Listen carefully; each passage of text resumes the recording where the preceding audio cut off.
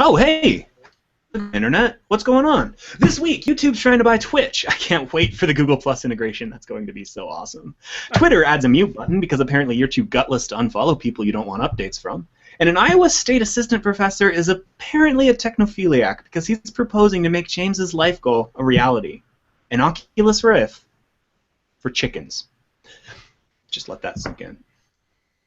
My name's Justin Pott. I'm in Boulder, Colorado, and you're listening to Technophilia. Keep doing that. With me today from all around the world are the Technophiliacs in the Make Use Of chat room at makeusef.tv/live, but also with me today from the UK is Mr. James Bruce. How's it going, James? That's not how it's supposed to go. It's supposed to go, with me today from the UK is James Bruce. That's how it goes. That's how it's supposed to start, and I threw the Technophiliacs in the front. Big change is happening. I don't have to drive today, so I got wine. Big bro. You can drink on the air, right? Also with me from Connecticut is someone who's not drinking, presumably. It's Dave LeClaire. How's it going? I have a coffee cup and some water, so technically I'm drinking. Yeah. But it's non-alcoholic. Good point. Good point. We're off to a good start here. I can see why we have so many fans. Also with me from Pennsylvania is Ben. I'm going to say your name wrong. I never asked. Ben Stegner. Stegner. Stegner. What? Okay. Yeah. Whatever you say. You say it like it looks. God, Justin, learn how to read. I'm drinking too. I'm with fuel, just water, but we don't want to have any product placement. Oh, okay. Ben joined us a couple months ago now, I think, as a staff writer here at MakeUseOf.com. Sent my first article in at the end of January, and I've been a staff writer since the beginning of April, so yeah. So congratulations, welcome to the team. How are you liking it so far? It's fantastic. It's unlike everything I've ever done before, but I didn't know I liked to write so much, but it's amazing when you write about things you actually care about, how exciting it is, and the team is awesome, and yeah, it's been fantastic. So I'm excited to be doing it and want to keep going. So how do you think of article ideas? My first couple were inspired by just like problems that my friends had that I figured, that was something they had a problem with. That's probably something that a lot of other people had a problem with, or my first couple. And then sometimes I have ideas for my podcast that I do myself, a gaming podcast, for my gaming articles. Okay. Sometimes I have ideas that wouldn't really fit into a podcast or that would be too long or kind of not fit in audio form that I figured I'd write. We were just talking about this a little earlier, but you do this podcast. It's a secret to everybody. Yep. Right? Is that the name? And you just talk to yourself for like an hour. And it's kind of... It's not really an hour. Like I was saying, we said before the show, I was going to do gaming videos last year, and through a friend I met on Twitter, I ended up doing a podcast. And it's tough to talk to yourself. I mean, I pretty much, I follow a format where, like, I don't want to have notes where I'm, like, reading, like, off a piece of paper the entire time. I don't want it to be like, games. So, like, I have some notes. But, it's hard to fill the time because I feel like if I don't say anything for, like, 5 or 10 seconds, that it's, like, dead space and everyone's gonna like stop listening to me, so it's tough. So having 3 other people here is like a miracle. So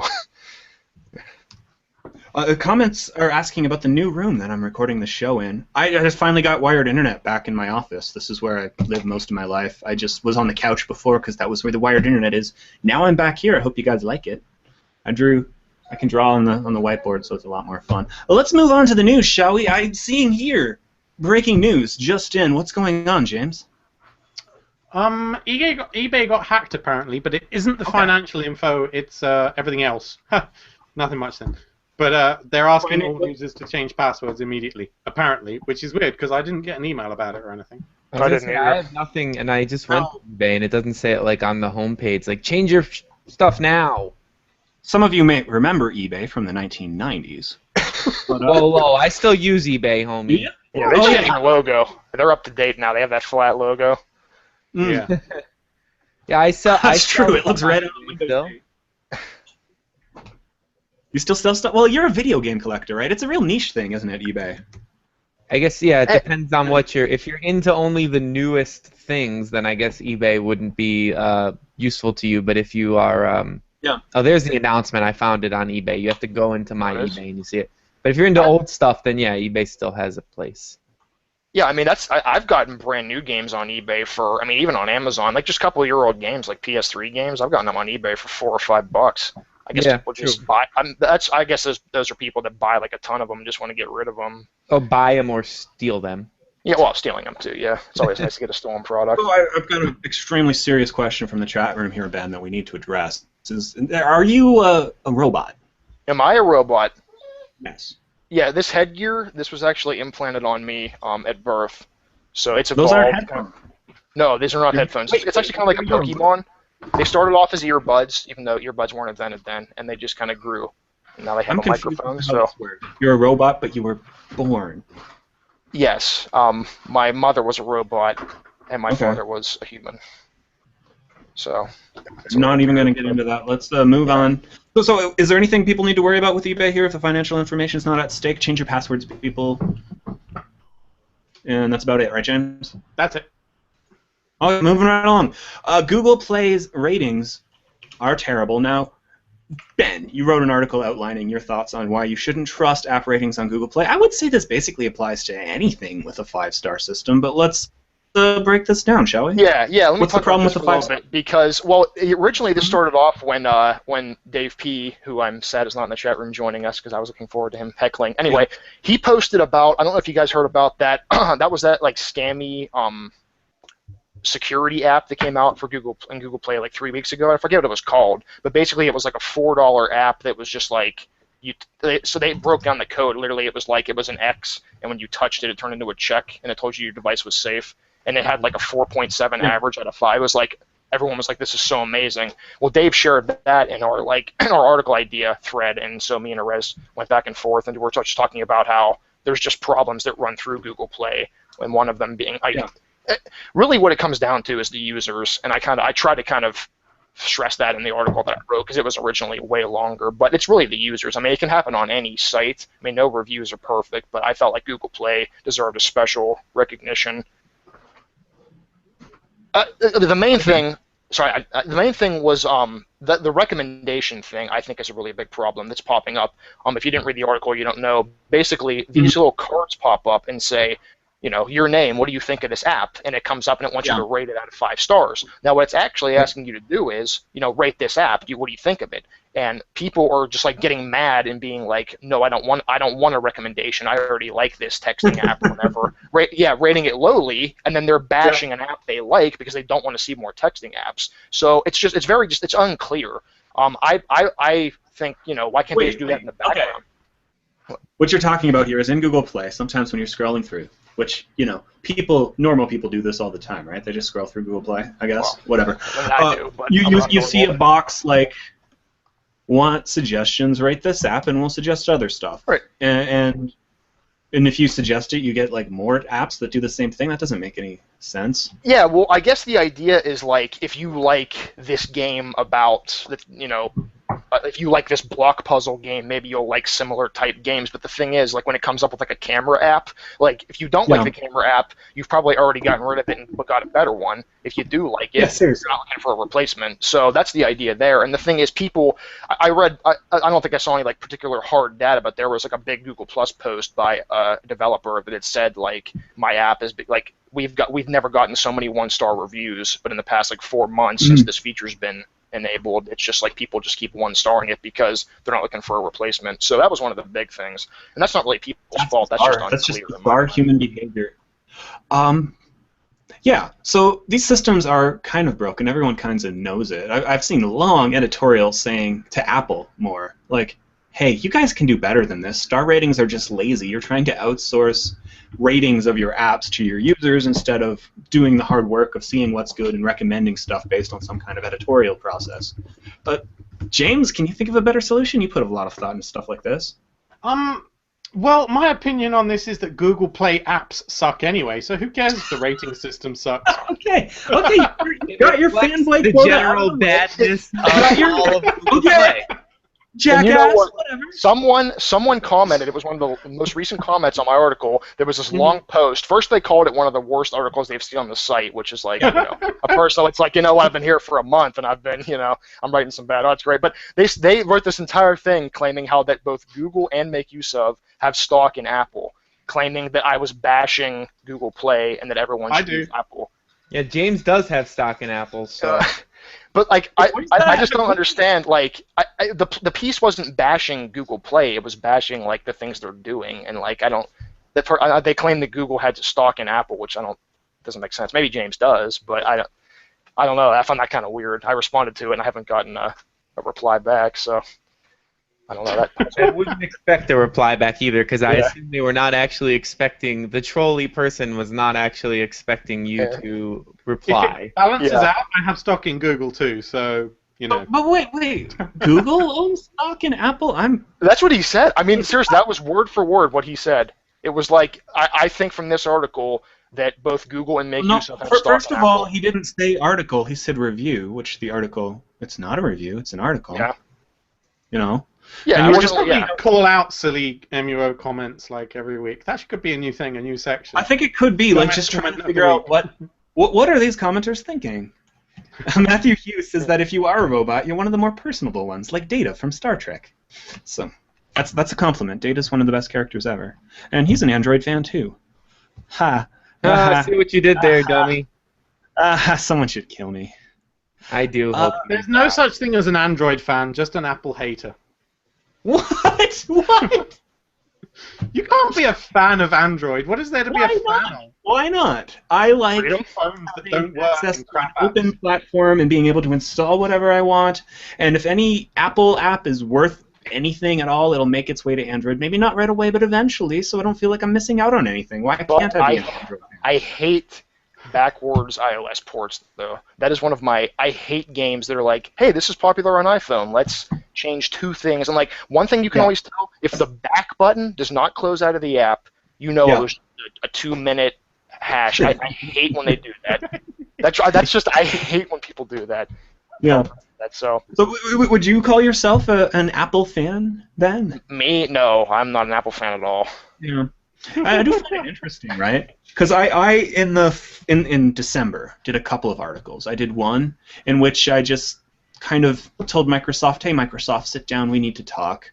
These ads bashing Google make you look really stupid and you need to do it, right? And after this, everyone's like, holy crap, what an Apple fanboy this guy is. And a couple weeks later, I wrote another opinion piece just saying, Google, stop forcing Google Plus on everyone. No one wants it. And in the comments were just, holy crap, this guy hates Google so much, right?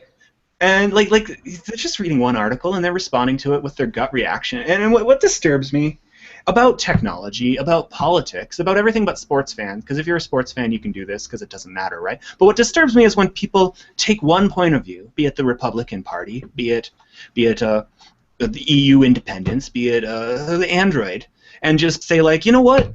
You're stupid if you don't agree with me in every possible way because you should be committed to purity of my cause. Like you just see this mentality. It's fanboyism, and it happens in all kinds of things. Yeah. And yeah. So Scudderman says again, the hosts are Apple fans. Hey, wait a second. I'm not an Apple fan. Yeah. Dave hates his iPad. Didn't you get rid of it? I hate my iPad. I think it's a stupid piece of shit. I like my iPhone because it's a phone and it works and it does what I want it to, but I'm not an Apple fan. My MacBook sucks balls and I want to get rid of it and buy another. But you also hated the Android tablet. The only tablet I liked was that Samsung Galaxy, the one with the really, really long name, the Samsung Galaxy Note Point I liked it so much you gave it away, yeah. Yeah, A lot of numbers at the end. something. On the show, because he's in the chat room right now talking about how much he loves his BlackBerry, and I think that would just be a point of view if we just like have Matthew Hughes BlackBerry Hour. It'll just confuse everyone. Well, I mean, you can't even take someone who still likes BlackBerry seriously. That's like saying, that's like people like if I said like, and was like genuinely like, yeah, my favorite game console is the Nintendo 64. Fuck the new game consoles. It's that's old, Nintendo 64, because Nintendo's still relevant in the market somewhat. I guess. This is more like saying I'm really excited about that. We can talk about that later, but are they really? I'm more excited about Atari coming back to the console market. That's the bigger thing, Hey, at this rate, we're gonna get through 4 stories in an hour, so I'm just saying. Okay. We'll move on. We're supposed to move faster or something, I think. Moving right along, Facebook is now going to let you, if you find an attractive girl on the Facebook and their relationship status is annoyingly left blank, leaving you not realizing if you should treat this person merely as a human being or as a potential sexual partner. I mean, you're going to be confused, right? So what do? You could just get to know the person and maybe find out over time whether that's in the cards, or you could hit the new button Facebook has added saying, hey, girl, are you single? What's up? You need to tell me. This is weird. Now, of course, Facebook added a number of different toggles like this. People can also bug you to make your hometown public. It's a broader tool, but the relationship status thing has become a bit of a story this week because it's creepy. Dave? I mean, that's not anything new, though. You could just, like, send them a message and be like, hey, but now there's an interface element dedicated to this. Yeah, I mean, it's really weird to have it as an interface element. Yeah. You could just as easily had just been like, hey, I think you're cute. Are you single? No. Why would anyone hide their relationship status at all? Like, give me one good reason. I don't think my relationship status is on Facebook because I've hidden basically everything. I'm going to go to my account right now. I think it is. I haven't seen it on there. Kathy, like, you're either some raging feminist who refers to yourself as Ms. rather than Miss or Mrs., or you're looking to get laid, right? By cheating on your girlfriend. All the information is November 24. It's my birthday. My gender is male. My political view is let's get something done. And that's it. No, I don't have relationships. Yeah. Well, I think the thing that's weird about this is like, I read too that if you click that, if someone clicks that button and like you're responding to that prompt, you can either share it with them or like make it public. So it's like, hey, you didn't do this, so here's your opportunity to make it known to the whole world. Like, if you don't have it on there, you don't want it on there. Like, I'm not saying it's right or wrong to not have it on there, but it's like... So now, instead of just not showing your relationship status to everyone else, it shows Justin doesn't want you to know his relationship status. It's like, you know what? If you're actually test it live here. I just sent you a request. You just sent me... Oh, it pops up with a button that says ask. Okay. So I click ask. What was your reason? Let's all ask Justin his personal information. Can I holla?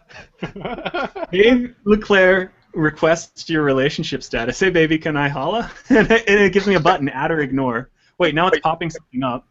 Oh, it's got, wow, look at these options. Single, in a relationship, engaged, married, in a civil union, in a domestic partnership, in an open relationship. It's complicated. The normal relationship choices. Separated, divorced, widowed. Wow. Can we launch a new social network where everything's private? Like, you can't change any settings because everything's just anonymous. You can't even choose a nickname. You'll just get a number. And there's no pictures allowed. Social network, would it? You have 5 mutual friends. Number 6, number 23. This is weird, Dave. I'm not doing this. What's the point of social network? But I asked if I could holla. How can you say no to that? I ignored. A personal note. I mean, that's hey, really baby. Over. Yeah, this is just weird, Facebook. You're weird.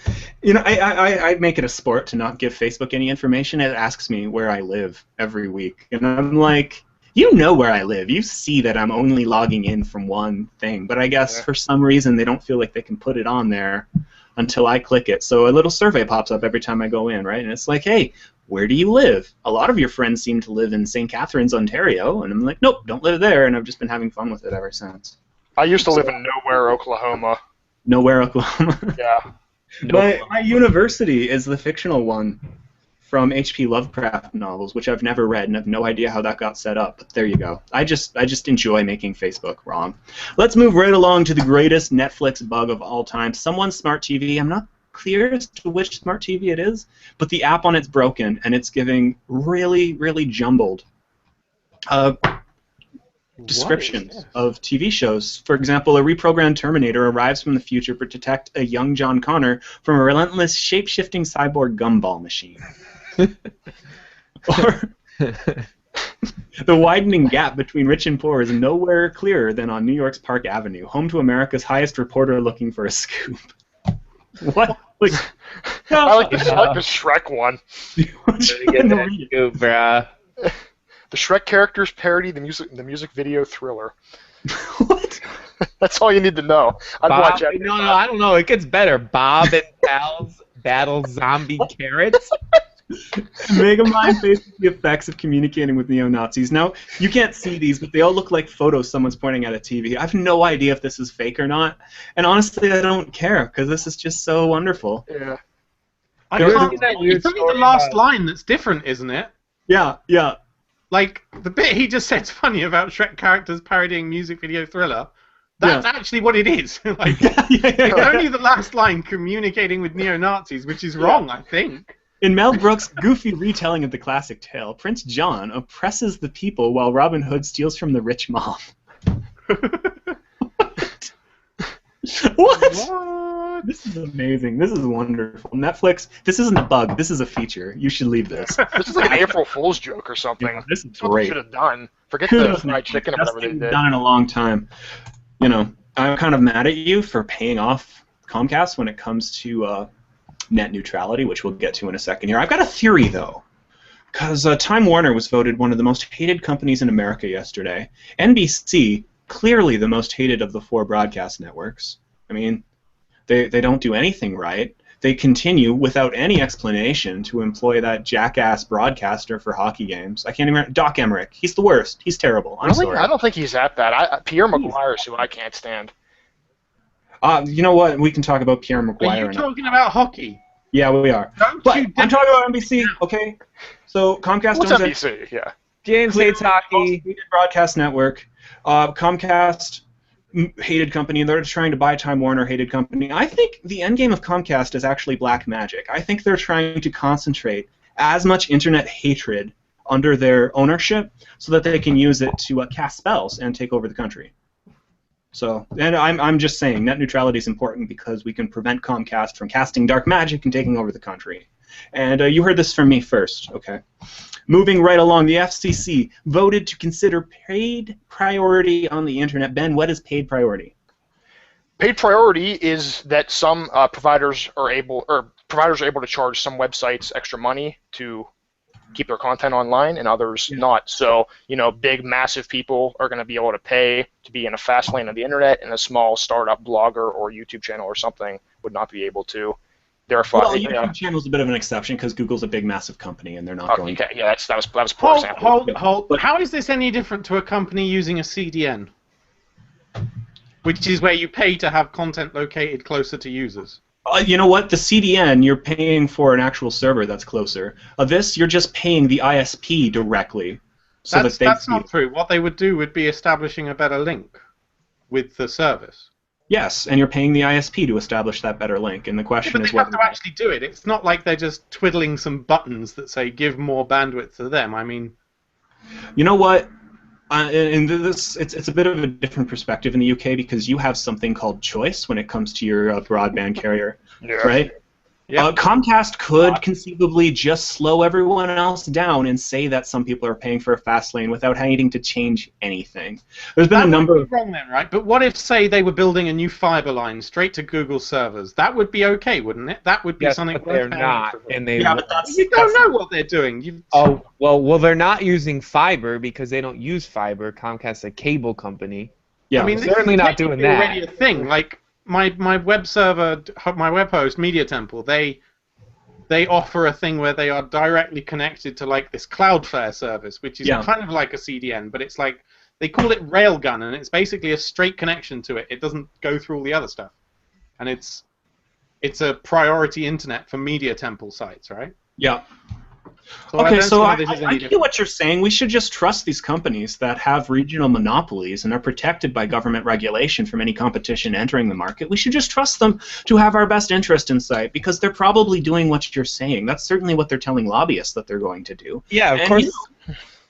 I don't know what they're telling lobbyists. But as long as they're not slowing down other people deliberately, like that would be discriminatory, right? But that is what they're going to do. That's what they're going to do. What's that?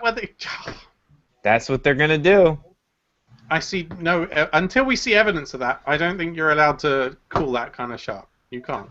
Matthew Hughes is saying my sides are in the stratosphere. Choice in the UK. Good one, Justin. There are literally 2 options for broadband internet in my house. One of them is the cable company. The other one is the phone company. The cable company is buying the internet connection from the phone company and reselling it. There's no choice here. There are literally 2 connections in the UK. You either get it from BT or you get it from Virgin. Virgin is the fiber provider. BT is the copper, the phone line provider. But they also resell under other names like Sky and what have you. It's still just BT or Virgin, though. But what are the how are the speeds on each of those? Are they both good? Well, Virgin goes up to, I think, 120 now, or 60 in my area, and BT does roughly the same. So at least you have two that are fast. Ours is either fast or slow. Yeah. More or less. Either Depends. DSL, slow, cable, fast. Well, it depends on where you are. I mean, there's still masses of the country which isn't cabled into fiber or whatever. They're relying on crappy phone lines. Here, there's masses of the country that doesn't even get DSL. It's yeah, just this place is it's still 56K. Dial-up. But that's like the Midwest, you know, like nobody cares about them, let's be honest. I think it's a bit different with mobile providers here, though. Yeah. We have tons of them. Maybe that's more what I'm thinking of. And you know what? Mobile providers are going to replace these landline companies eventually if they don't get their shit together. Listen, I think we can all agree that in any country, cable providers are assholes. Yeah. Yeah, it's You heard it here first, bros.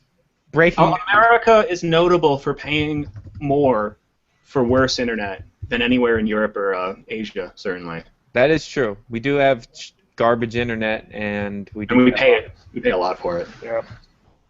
Anyways, the cable companies aren't well loved. I don't know. I really think. I think it was VHart on YouTube. I'm going to do an article with a whole bunch of videos explaining this well because it's so complicated. And the only way you can really get at it is metaphors, right? Because these cable companies, they're only providing you with the last mile, right? Most of what we think of as the internet is this insanely complex system that's run by people that have nothing to do with Comcast. Comcast is just giving you the connection like through the last mile or so, right? But it's kind of the way VHart explained it, and I'm probably going to get this wrong. But she said basically, imagine if you were ordering a bunch of books, and you ordered one book from a big company, say Amazon. She didn't name the example, but say it's Amazon, and you ordered one from a small company, and then FedEx just calls up the big company, and they're like, hey, you order a lot of books from us. I mean, we deliver a lot of your books. And then the big company, the Amazon's just like, yeah, you know what, it must be great for you. You get a lot of work. Yeah, we're going to have to buy more trucks. This really sucks. You know what, we're going to charge you more to ship your books because you're shipping too many books with us. And that's what they're doing to Netflix. They're telling Netflix, hey, people are really using the service that they pay us for to use your service. And it's pissing me off, and we want to get you to pay us because of that. Like, that's not a good analogy because the book company would actually be paying the shipping company. To me, if I pay for internet, I am paying for access to the internet, okay? And if you are going to discriminate and slow certain things down and speed certain things up because of who's paying you, you're not giving me access to the internet. You're giving me access to something you designed that kind of resembles it, but isn't it completely.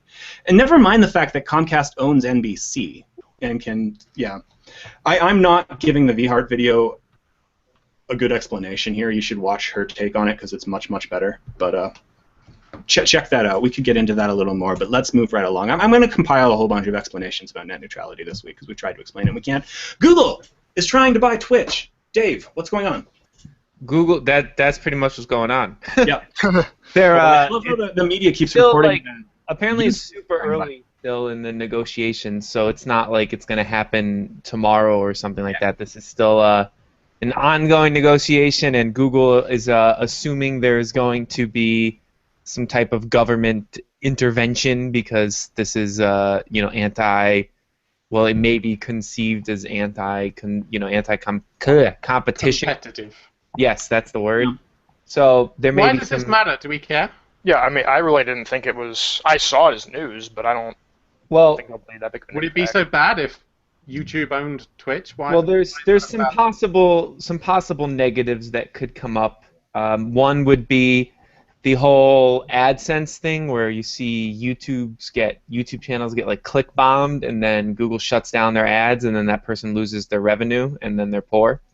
So there's possible implications for people who are running Stitch streams. What about regular users? What could this possibly mean for them? I feel like for regular users, it's only good.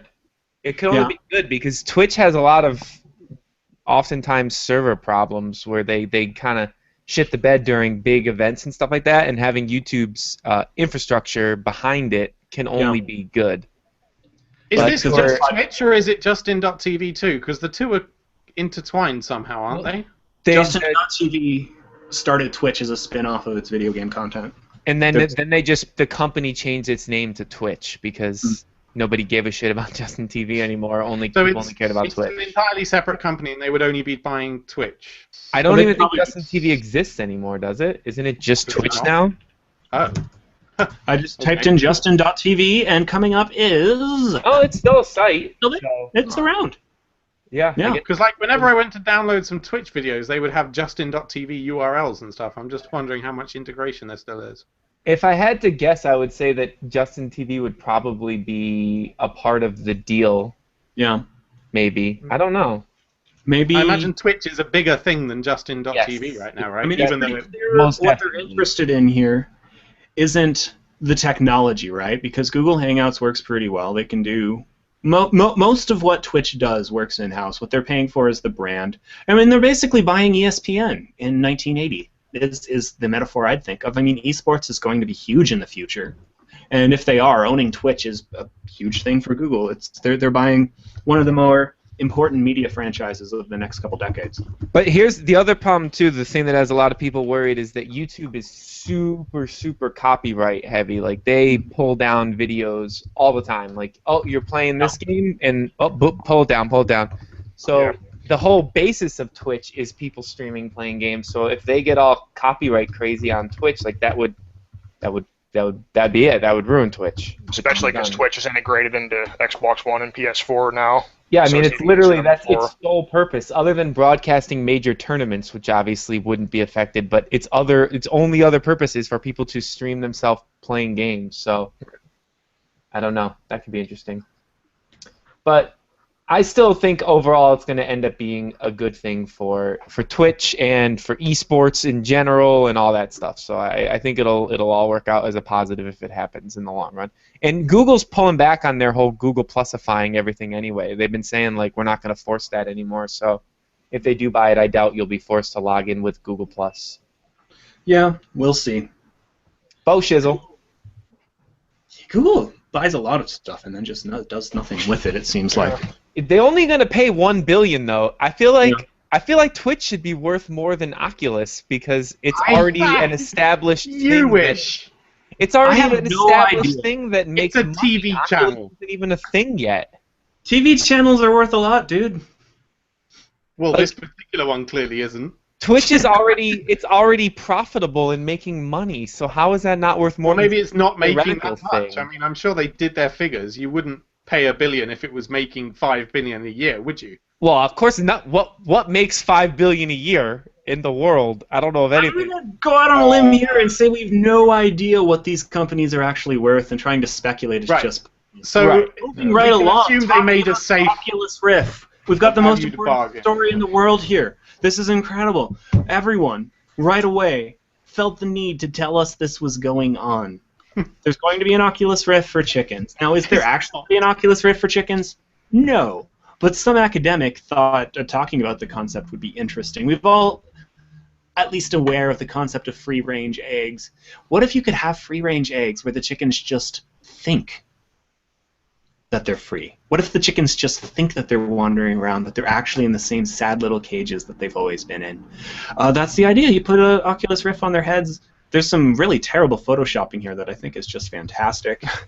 James, would you purchase something like this for your chicken? Firstly, I think this reflects pretty badly on the state of Iowa University. If this is a piece of social commentary or modern art or whatever, it's just profoundly stupid. The creator says one of these Iowa purposes... State. Don't decry Iowa University. It's Iowa State. Iowa State University, whatever. Yeah. To look at how we treat ourselves, we're living in little boxes just like chickens, right? A, I don't live in a little box. B, neither do my chickens. And if you genuinely want us to think about humane treatment of animals, then like sneak into a chicken farm and take pictures. But you wouldn't do that because it involves venturing out of your tiny little academia box, right? What a surprise. And if he is referring to millions of people who work in tiny cubicles and offices, well then, like, do the actual research and show how it leads to depression and shortened lifespan, instead of making some stupid website. You're not funny, you're not clever. Let us never speak of this moron again. Now, I can only see the warnings now. You know how, like, on eggs it'll say, like, raised from cage-free chickens? It'll be, like, raised from cage-free chickens that are actually cage-free, not using virtual reality technology. No one's going to do this. It's not a real thing. Hey, if I had a chicken, I would not buy this either. So. This is so dumb. Really? That makes me feel good. That they get to run around and eat normal stuff, not get stuck in a little cage. Though I feel did like a text jerk you last because week. I don't really care if the chickens are stuck in a little cage. Am I a jerk for not caring? Yes, you are, pretty much. They're going to be slaughtered for me to eat them. Yeah, you know what? These species that I'm raising from the ground up in order to sell so that people can eat them as meat, I'm really concerned about their quality of life. That seems like a sensible thing. They're just getting murdered regardless. So, I mean, I guess it's nice to let them have a better life before they get murdered. But yeah. I mean, at the end of the day, I think there's more important things to worry about, like everything else. I feel like such an asshole. Have a pretty messed up idea of cruelty, anyway, though, right? I mean, you've all self-deluded yourself as a society that crate training for dogs is anything other than locking them in a cage. I don't know what crate training is, so I'm not going to. I don't either, actually. When you have a dog and you put it in like a crate when you're not home. Yeah, they call it a crate, but it's not. It's a cage. You could well, fine. You put it in a cage when you're not home so that it doesn't like poop all over the house. Do you know what we do with our dog when we're not home? Leave it in the house and let it walk around. Yeah, we don't do anything. He just sits there and plays and he doesn't have to be locked in a cage because, surprise, that's not essential for training a dog. For some dogs, but anyway, off topic. What's the next story? Next time. So, Dave P., friend of the show, wrote a pretty good outline of when to use the mute button on Twitter. This is a new feature, okay, where you can appear to be following someone on the social network without actually seeing their posts. Now, some people might use this temporarily, like when Dave P. decides that he's going to live tweet The Walking Dead. Is that something you do? I have no idea. You know, just to avoid spoilers for a while, but it's also good for using it permanently. I honestly sometimes wish Facebook would offer something like this where I appear to be following someone. They do. Yeah, you can. You can be friends with someone but not follow them now. Yeah, I use Facebook all the time. I would like to be friends with someone and not have them see my stuff. So maybe that's the more complex thing. You can do that. When you post something, you can choose like custom, and then you can tell like all my friends except. Well, that's what a pain in the ass, though. Who wants to do that? Oh yeah, that's what I do. But I'd also like it to be able to post publicly without certain people seeing. I don't know. I call it the mother. I've unfollowed my best friend on Facebook. Really? All he posts about is football, and I hate football. So I unfollowed him. I'm like, Matt, I love you, but I'm sorry, man. I just can't look at your bullshit anymore. Well, yeah, you know, I don't. This mute thing, like, I like the idea, but I feel like a lot of people don't get, like, with Twitter, like. Twitter is meant to follow people that you find interesting. So, like, I don't understand. Like, if you don't like what someone's tweeting, just unfollow them. Like, you know what though? Like, Facebook's all about friendships. No, it's not. It's a popularity game. What makes you? Okay, you are right. I mean, you're right. There are two different kinds of users. There are two different kinds of users. There are those who actually use it to have conversations with interesting people and follow the thoughts of people they see are interesting, and then there are people who are playing the popularity game that James just. And that's the majority, Twitter, right? I don't know if it's the majority. I don't know. From what I understand, Twitter says the majority of its users never tweet. They just log on and read people's stuff. That's how my wife uses Twitter. She never actually says anything, but she goes on and she goes through a couple different accounts that she just likes to follow. It's an interesting way to get information. Twitter says their data says most of their users are like that, but there are definitely also people who are playing the popularity game, right? I mean, every once in a while I get a follower and I see that they follow 10,000 people. And my thought when I see that is like, okay, this person isn't really following me because there's no way this person is keeping track of the thoughts of 2,000 or 10,000 people, right? There's just no way, right? They're just following people because they want people to follow back. Right. You know? And with this thing, I mean, you could follow someone and they're like, oh, yeah, I'll follow them back. They follow you back and then you just mute them. That's what you just said. But, yeah, I mean, you're right, though. It's all about the popularity thing. You know, I'll follow you back even though I don't want to see you and all this stuff. Like, to me, it's like, I follow a fair amount of people, but I keep a list of, like, my favorites. It's like maybe 70 accounts or something that I keep up with that. And that's the stuff I know I want to see. And then if I get on people have been doing that. So Twitter just keeps adding features like this that lets you do effectively what people have been doing. And maybe it's because people haven't been using lists and then they just never go on Twitter. I see plenty of people complain, oh, I never look at Twitter. There's too much stuff there. And it's because you're following too many people, right? Yeah, you have the tools to do it. I've tried explaining this to people, So this one guy, I consult with him sometimes, and he's like, no, I never look at Twitter because there's too much crap. And I'm like, why do you follow all these people? And he's like, well, they followed me. So you got to follow back. That's just being polite. And I'm like, well, that's the problem right there, right? If you're following people that aren't interesting, of course the stuff on Twitter is not going to be interesting to you. You should, I feel, just follow people you find interesting. But the popular. I still don't understand why people follow me at all. I mean, what is wrong with them? Seriously. I tell people every week not to follow you. Who's typing constantly? I think it's James. Oh, me, sorry. Turn your friggin' mic off if you're going to do that. I also find it interesting. Followers. I also find it interesting when people follow those, like, just, like, crap accounts that's just, like, can you not, or, like, to be honest, and it's just, like, a spam bot. Like, why do people voluntarily follow and retweet this stuff? Or it's like same reason they play Angry Birds. Yeah, retweet if you don't want to go to school tomorrow. It's like what does this add to anything? It's just noise. A lot of people like noise though, and I know I can't judge it. But so the mute thing allows you to. They do that on Facebook too. You're right. They follow those like crap accounts where it's like share this if you had a great day, that type of stuff. That sounds like James.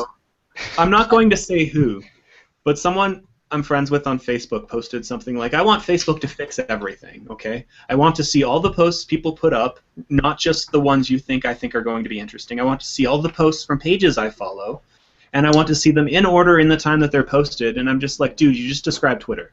Like, stop being on Facebook if that's what you want, you know?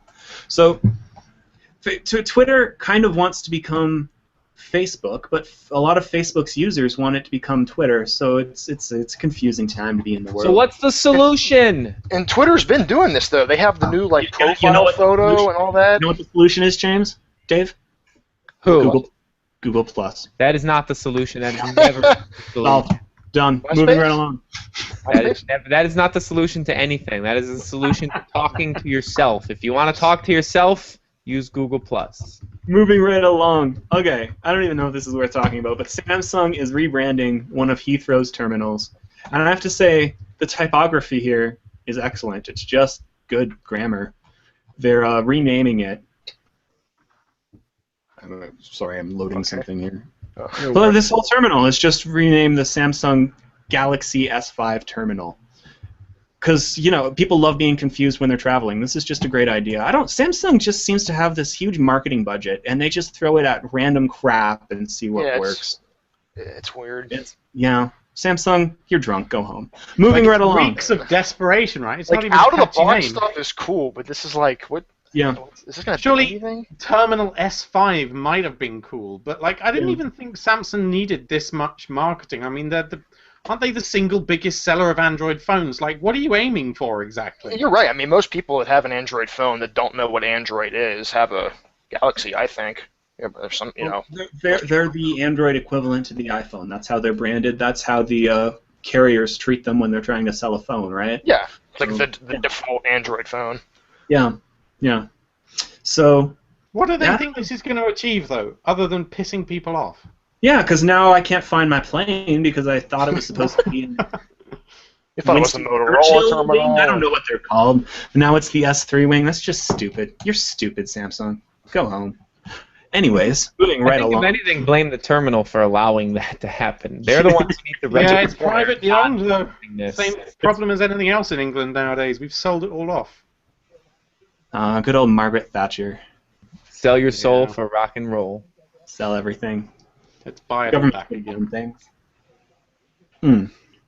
Moving right along, we've been talking about Reddit's many changes in the past few weeks. We've talked about how they removed our technology for various reasons related to drama and gamesmanship. And they've been adding new articles to the front page in an effort to add more balance to their system. And they added one controversially called 2X chromosomes. And it talks about the fact that women exist, and that being a woman, and I don't know how many people know this, is somewhat different than being a man. And apparently a lot of Reddit users find that assertion to be offensive. And again, I'm a white guy. No one can possibly offend me. It's just not possible. It's just not possible to offend me. No, like how could you possibly say anything that could hurt my feelings? It's not even a thing that you can do. So I don't know. But all I know is suddenly a bunch of terrible people have flooded into this community that used to be supportive and talking about women's issues and just saying shit like, well, that's your fault. What's your problem? So changing the face of a community by making it default on the front page. I think a lot of communities are going to, from now on Reddit, do all they can to avoid being added to the front page, because once you have that kind of explosion in growth, it's impossible to maintain the people that you had before. Yeah, I was thinking, there's still 20 on the front page at any given time? Or no? I don't know. Because I saw like one that I followed was like I think it was like a Life Pro Tips, or I think it was Life Pro Tips. They announced they were going to be on the front page, and the first comment was just like F. Yeah. It was just people were just like, because it's like you're going to get this influx of new people that are like, Life Pro Tip, putting your car in drive allows you to move forward. Stuff like that, where it's like, it just, you just I mean, if I was a moderator. If I was a moderator of a subreddit, I would not want it to be on the front page, because. So a place designed to support females and offer a female perspective being put on the front page of a site that's 90% white 13-year-old boys. Yeah, that sounds like an awesome idea. Yeah. Believe it or not, this has run into some problems. I mean, that totally makes sense. That's almost as intelligent as an Oculus Rift for chickens. The moderator of this forum is telling everyone, just don't feed the trolls, just ignore them and they're going away. And these 13-year-old boys are just like, you know what's hilarious? Rape. I should rape you. Like it's just unpleasant and awful. Yeah. I think one of a lot of the users were also saying that they weren't being banned for doing this. Like the moderators thought this was a good idea in the long run, right? But they weren't taking any action against these trolls. Was part of the problem. I don't even know if a lot of them are trolls. A lot of them really think this. I don't know how familiar you guys are with the Red Pill subreddit. Yeah. Oh my God. It's a lot of people from the Red Pill are apparently flooding in and just being like, well, the problem is that you're a woman, and as such, a bad person, and I don't respect you because you're female. Like, I'm probably going to get trolled if that gets out, but... I'm not familiar with they're very... Got a soundbite. What? What's up? They make that a soundbite, put that out there. No, like... I've tried to internalize what the Red Pill is saying, but it just seems mostly like... I don't know, maybe it's because I'm married to a fantastic woman who's just wonderful in every way, so I don't understand why you need to treat women... I asked him about his relationship status at the start of the show, and that was his response to me. So that's it's just the flip side of the coin to this female 2X chromosomes things, right? What's the difference? It's just the flip side. It's men thinking, right, we're men and women are different and we're going to be men. I mean, I'm not saying I agree with any of them. But the Red Pill is like, we're going to trick women and dominate them, but whatever. I'm not going to talk about the morality of these respective subreddits. I just think if you're trying to maintain a community on Reddit, one of the worst things that can happen to you is you end up on the front page. Like, I just think you should avoid that if you reasonably can. I mean, Life Pro Tips is a point too. I mean, you're going to...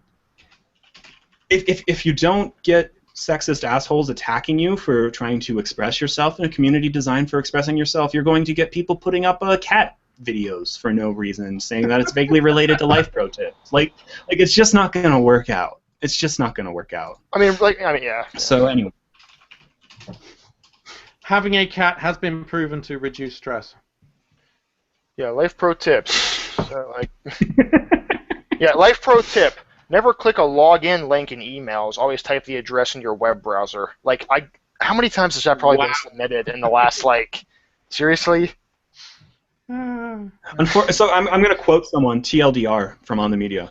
It's a great technology podcast you should listen to if you're not now. But they got some emails from some of the people on 2X chromosomes, and she said, I found that every single conversation I now have on 2X devolves into a justification of my experience as a woman. For example, I was immediately questioned when I shared my frustration with being talked down to as a female software developer. A red pillar felt the need to inform me that, based on his knowledge of software development, I was probably experiencing totally normal condescension in my field, and that gender has nothing to do with it.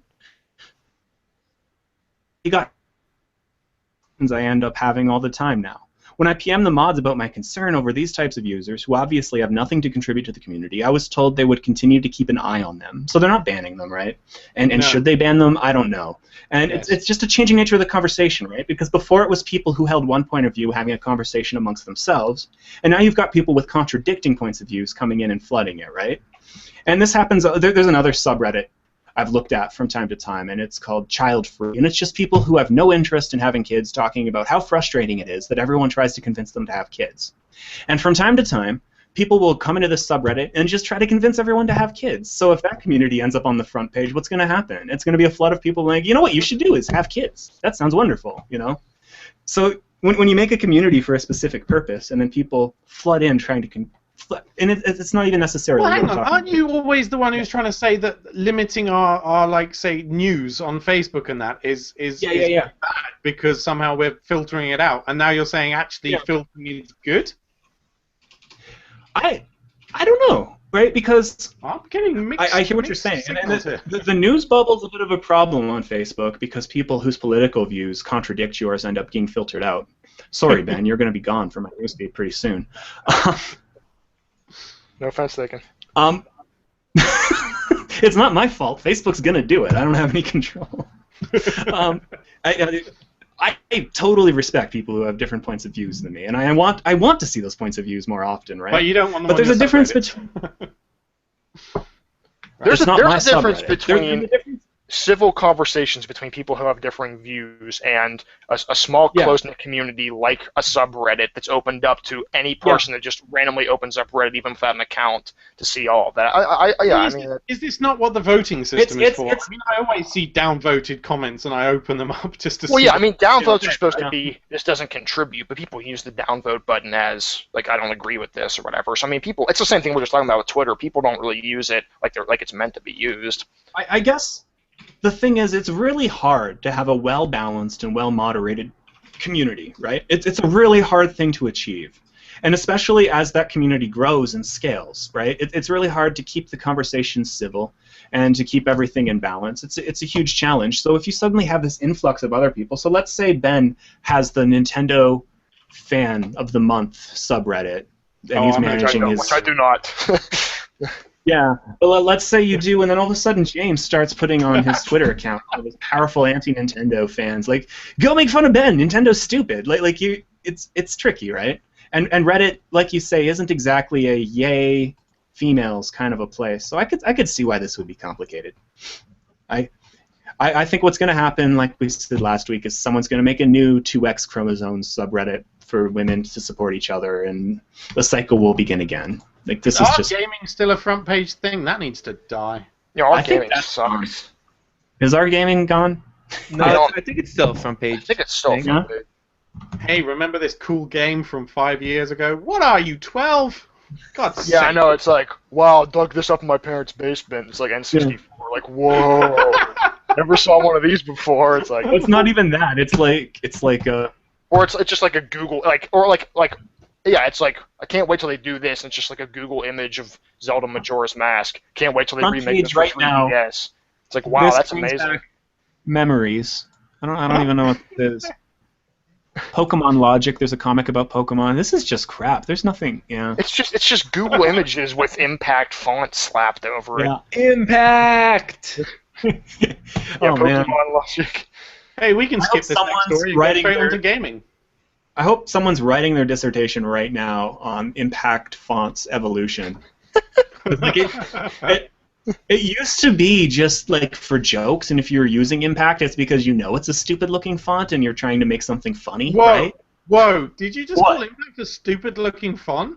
Yes, that's why it looks funny. That's why it's funny on memes, because this is why you are not a designer. It's very impactful, Justin. Hence the name. But now people use it on Facebook to make serious political points, and I'm reading this like over the image, looking for what the joke is, right? And it'll be like, people are dying in Africa.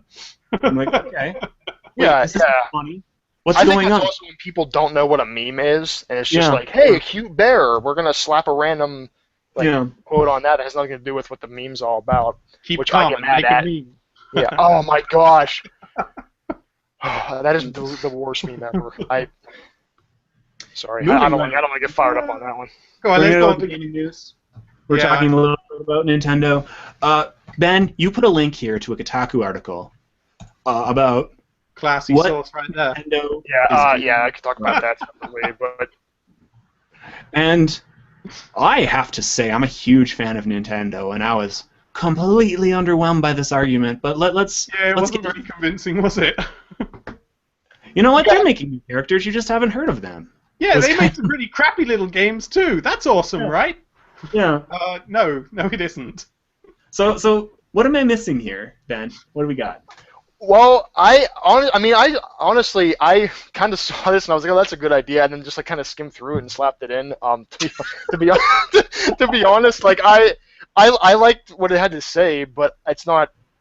I don't know if it's that great. I mean, I don't know. I mean, I guess is there strength that they're different, that they continue to carry on even though they're not they don't have the big blockbuster or anything at all. I mean, I don't know. I feel a little underwhelmed myself now. I apologize, but I feel like I'm sorry.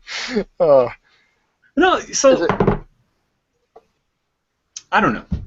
We've done Nintendo to death, but I don't know. Yeah, you did say that. I didn't realize that, but they're doing interesting things on the 3DS. They're have no third-party support. Yeah, they're making it 2D. I just got a 2DS a couple weeks ago. How do you like it? It came with Pokemon X, so that's the only game I've played. I bought it because I want to play Link Between Worlds, but I like it. I got it from Target. It was $100, and it came with Pokemon X installed. Can you play 3D games on your 2DS? It's not in 3D, but it doesn't really bother me. My idea was let's we've established that no one cared about the 3D, and Nintendo by releasing the 3DS is the 2DS is admitting that no one cared about the 3D. Yeah, I mean, in my mind, it lets me play the games I want to at the lowest possible price point. That's how I think about it. I mean, sure, 3D would be. James Cameron released Avatar, and everyone was in this drug-induced haze, and they thought 3D was a good idea for a couple of years, and Nintendo was affected by that haze, and we're over it now. I know. We're not. When's the last now time we have virtual reality and Oculus Rift instead. We're not quite over it. We've evolved. We've evolved. I think saying we're over 3D is a little premature right there. Okay. But $2 billion worth premature, perhaps. We'll see. Because every company Facebook buys turns out just hunky-dory. Yeah. Okay, and moving right along, if you own a Wii or the original Nintendo DS, you cannot play games online anymore. So, moment of silence. Aren't they still selling the Wii? I thought they were still selling it. Yeah, this one. So if you want to play Smash Brothers online, you have to buy the Wii U. I think is what it's really about. They want to force people who are online gaming to buy the new system and the new games to keep doing. But that's ridiculous. Yeah, they're still selling the system. I mean, it's not like they've stopped selling this 5 years ago, like you would with like the Xbox original or something. Yeah. Remember what it was like when they shut down the original Halo servers? Well, dude, the console's like 10 years old. Yeah. And this is ridiculous. You can't still sell it and cripple it.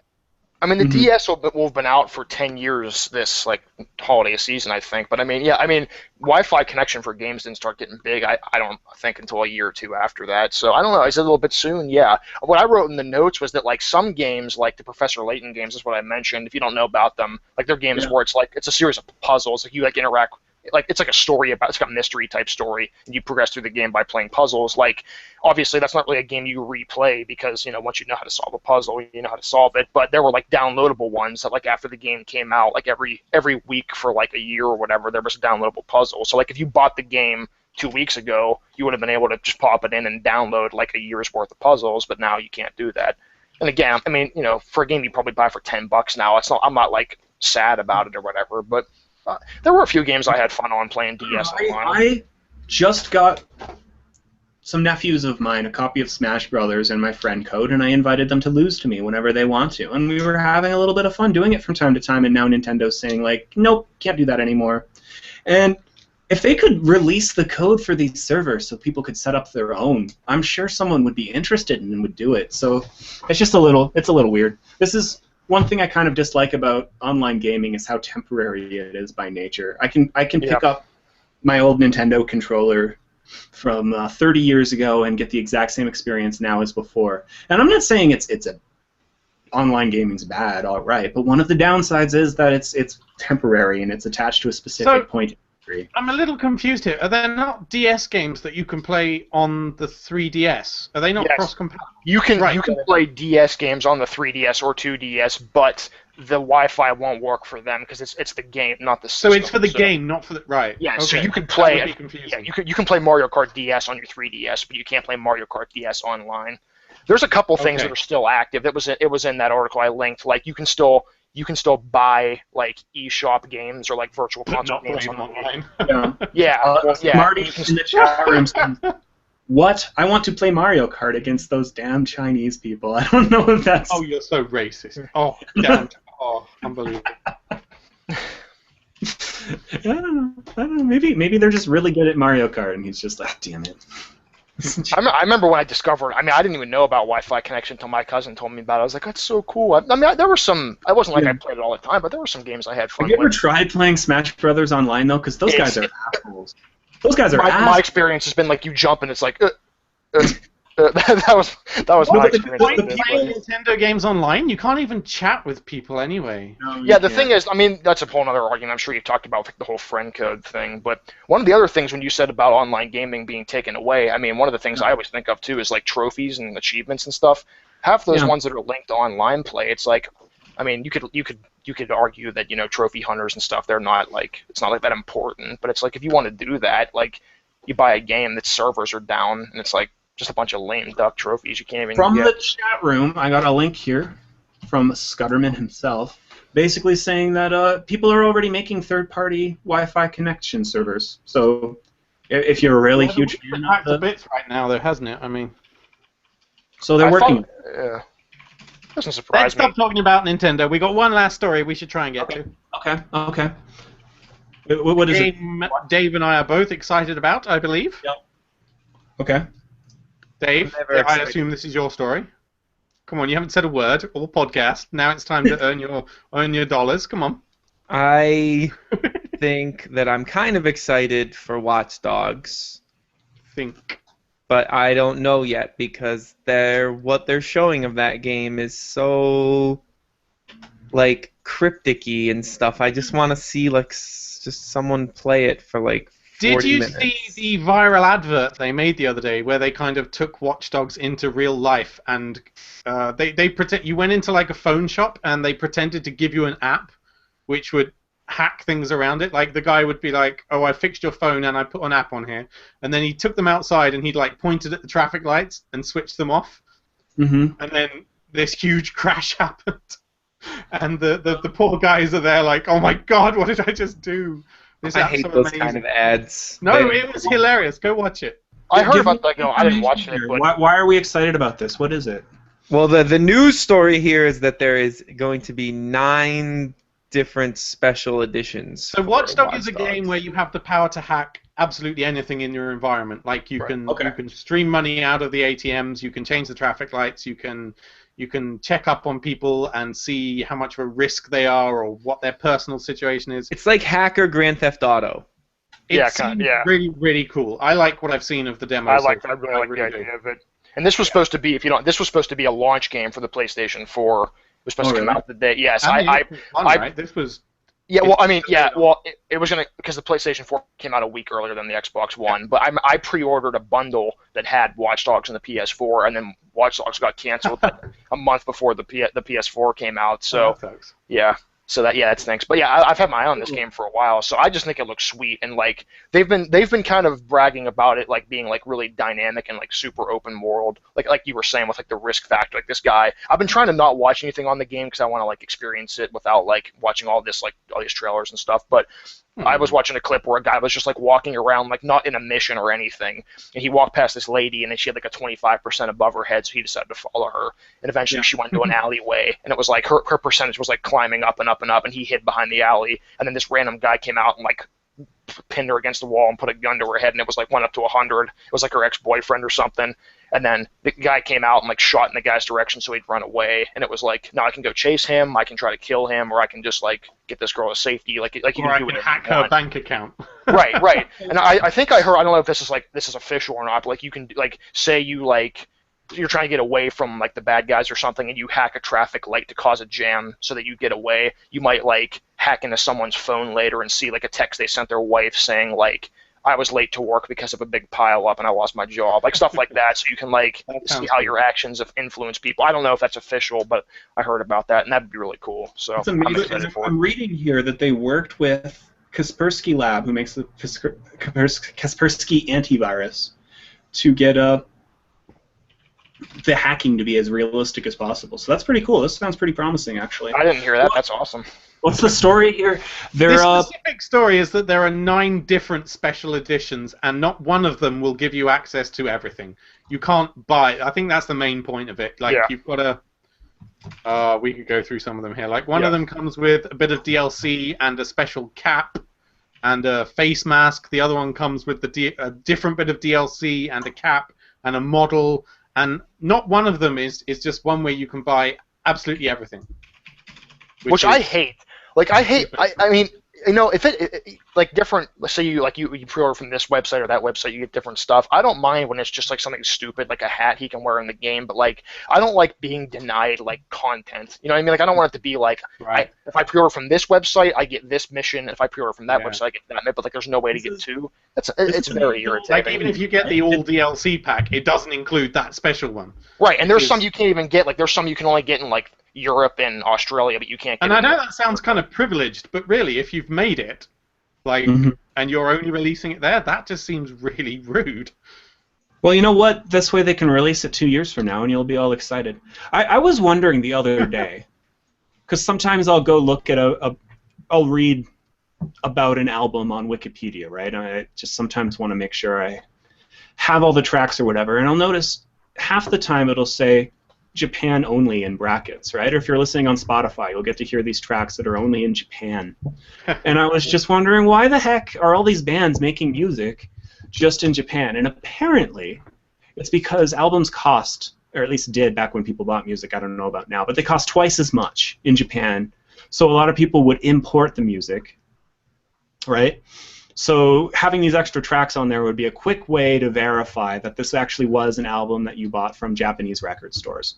And it was a quick way to incentivize people in Japan to buy the album, right? So weird, half the collectors end up being people from other countries. So there's just, thinking about it, it's just weird. I don't understand it, why this happens with stuff like I just don't get That's it. That's interesting, but yeah, I don't like, because I like to know, like, especially if it's a game or even, like you said, like even like a band I'm really interested in. I want to know when I'm paying the money to get this. I want to get all the content. Like, I don't want to buy a disc and then find out 2 weeks later there was a special edition with 6 tracks that I missed out on. Like, that's lame. But that edition is only available. But most of the withheld content is garbage in games. It's usually like a mission that has no consequence to the. Yeah, you are right. Yeah. Hey, I posted a link to the video in the comments. You should totally go watch it in the chat room. Don't tell me what to do. It is seriously hilarious. Like, forget the game. Like, the advert is hilarious. I think it's time to wrap this sucker up. James, we've got a giveaway for our Technophiliacs if they want to be active in Twitter right now. We have quite a few giveaways, but my Grid Seed ASIC miner giveaway is ending soon. And here's the thing: if you enter, and if you add the hashtag, what did I say? Technophilia to the moon. Which no one has tweeted yet. That's your entry. I will send you 100 Dogecoins. Like that. So if you want 100 Dogecoins, and if how long are you going to leave this open, just so people? Well, just until the thing ends. I guess. I just tweeted, I want my Dogecoins, give me now. Well, did you link to the giveaway? And I have to link to the giveaway? I just said word. Yeah, you kind of do. But we also have a competition running for Dave's Evil Controller Master Mod, which is a controller that lets you cheat. We've only just released a giveaway for the Roku streaming stick, which is like a complete Roku system, you know, the media streaming thingy, but like in the form factor of a Chromecast, so you just plug it into your TV, power it over USB, and you have like the complete Roku stuff, which is pretty awesome. That's pretty cool. And the Samsung Gear Fit giveaway will be ending in 2 days soon. And tomorrow we have a giveaway for a Scuff One Elite, which is another type of modded controller. Xbox One controller, but this one is not for cheating. It's all hardware mods. Has like little bumpers on the back that you use for the A and B button and stuff like that. And this is the best video game controller I've ever used in my life. And we're giving it away. That's saying something. That's I've used every game controller ever made, basically, and this is. Why is that good? Is it better than the CDI? It is. Yeah, only slightly though. That's second place. The one with like the little thumbstick which controls the D-pad. Yeah, exactly. No, it's only slightly better than that, but. So, you want real quick, why is it better, James? Yeah, I would. What's so good about it? So, first of all, it has a different grip on the back. so the controller is grippier. It won't slide. The joysticks are more like the Xbox 360. They're stiff, so you go back. You get the newness of the Xbox One changes, but with a stiff joystick, which is great. But the main thing is the bumpers on the back, which are linked to the A and B button. So if you're playing Titanfall, for example, you can be jumping and meleeing without ever taking your fingers, your thumb off the joystick. So you can aim while jumping, and in Titanfall you're jumping constantly. Yeah. That makes a huge difference. So wait, you have to move your fingers from the trigger to the thumb? No. What? I'm confused. You're holding it like this. Ow. You use your middle, so you're holding the controller like this. So you're pressing things with these fingers. Where your back fingers rest on the controller anyway. Oh man. So you don't have to go, like, if you want to jump, you don't have to go and hit A. You hit A like this. So kind of like how Microsoft would have made it if they actually studied anything about ergonomics. Yeah, after using this controller, I'm just like, why is this not a standard feature on every video game controller? That's actually a I can get that. But it also cost $180, so that's... What's wrong with you? Yeah, that's in the review I made note that the only negative, it's the best controller I've ever used, but the only negative that I have is that it costs 3 times more than a standard. That's half the price of the entire bloody console. It's almost half the price of a new console. Without Kinect. They're made for people who play Call of Duty competitively. Like, if you're playing Call of Duty for money, you don't care that you're... I bet they'd be banned in competitions, though, wouldn't No, they? they're actually 100% competition legal. Yeah, fair enough. That's the beauty of the scuff. I forgot one story that I want to talk about briefly here. Way to fail at outlining. You know what? This is worth throwing in at the end. So Google has this Project Loon. Stop typing, jackass. They have balloons that offered internet access, right? They were experimenting with this. Some got away, and people have been reporting them as UFOs for the past 2 years. And Google keeps saying that it's their balloons, and these UFO people are like, no, it's not. You can't confirm that. I don't believe you. So here's a quick little insight into how UFO mythology comes about. Check it out.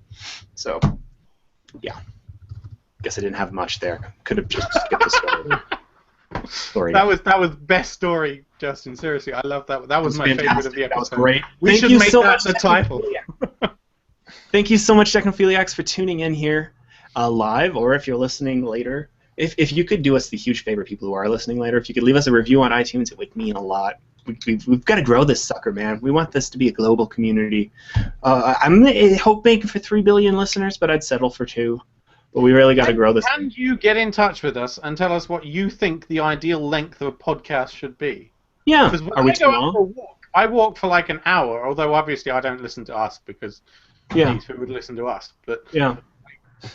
What do you think is the ideal length for a podcast? Yeah, let us know. Are we too long? Do we ramble too much? Should we be writing more stuff? It's just conversational. What's good? Give us some feedback. Let us know. You can give us feedback at facebook.com/Technophilia podcast, or you can find us on Twitter at the Technophilia, or you can go to makeuseof.tv and join the chat room once a week. Hang out with us.